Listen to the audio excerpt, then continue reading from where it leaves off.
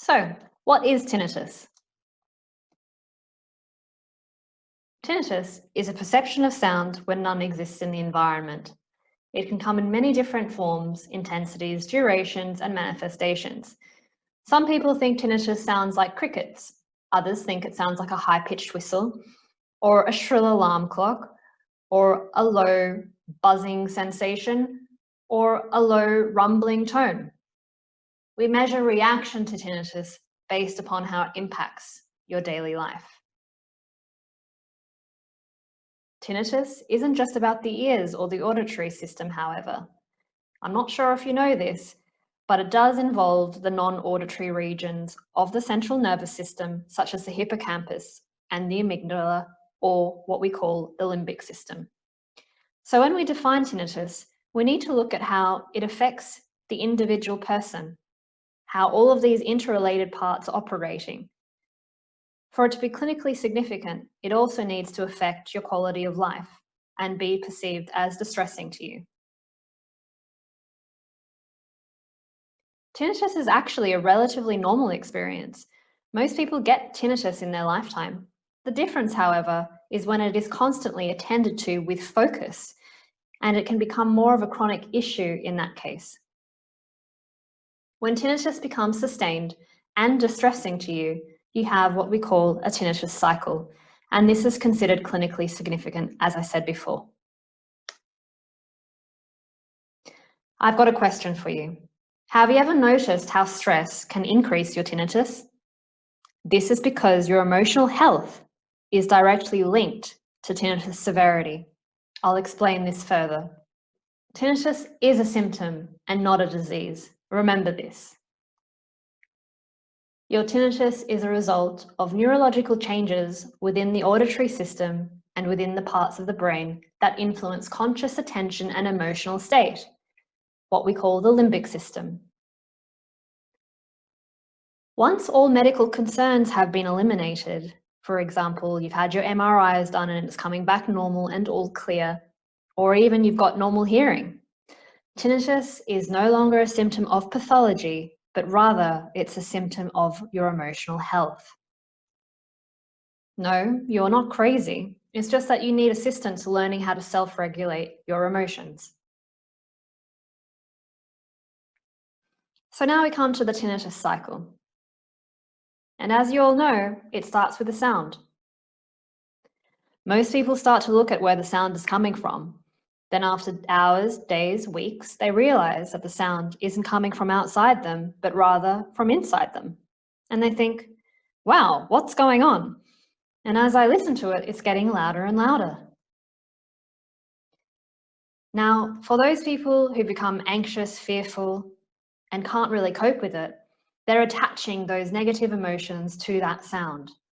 And then the thoughts with those attached emotions start to play on the experience.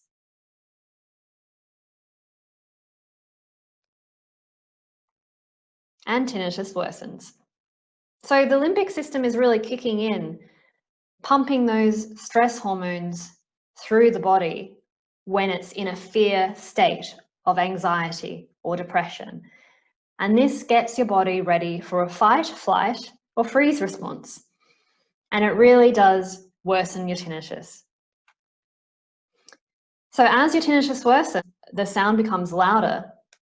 It actually increases anxiety or depression further, which I'm sure you can imagine gets the limbic system going again and all of those stress hormones. And tinnitus worsens.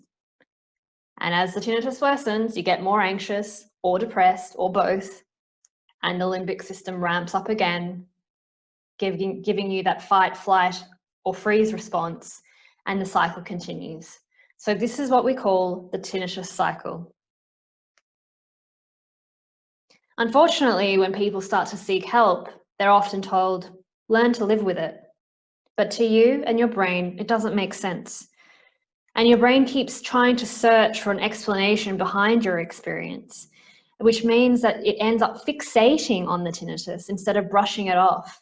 And with the constant attention you're putting your mind to it, your mind is being trained as seeing it as a threat. And so, as I said, when the brain has labeled tinnitus a threat, it engages the limbic primal system, and you've got it as a major part of your life because you're continuing that tinnitus cycle. So what we really need to learn is how to disengage that threat response, how to see tinnitus as not a threat any longer, and instead relax your mind and your body in regards to it. So I want you to reflect on your own experience. What emotional state were you in when you first heard your tinnitus? And how did you cope? Did you panic about it? Or were you actually calm when you were hearing this new sound? That's a really important reflection to have.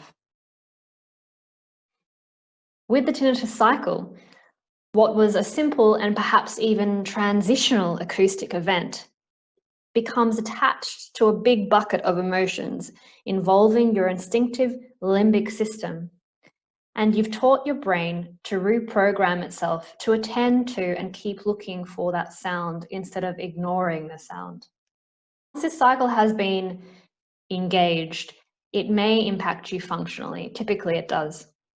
A lot of my patients aren't able to go to sleep, stay asleep, and it'll impact their functionality during their waking hours. This is the result of chronic sleep deprivation. Chronic sleep deprivation can change life patterns, not to mention increase hyperarousal, hypervigilance, and overall anxiety. And guess what? Overall anxiety increasing, what does it do? It also increases your tinnitus. Having tinnitus may impact your ability to hear, your ability to socialize, your ability to work, your emotional health again, your sense of quality of life, and your overall well-being. Multidisciplinary approach is essential, as tinnitus is not just all about the ears and the auditory system, as you will soon discover.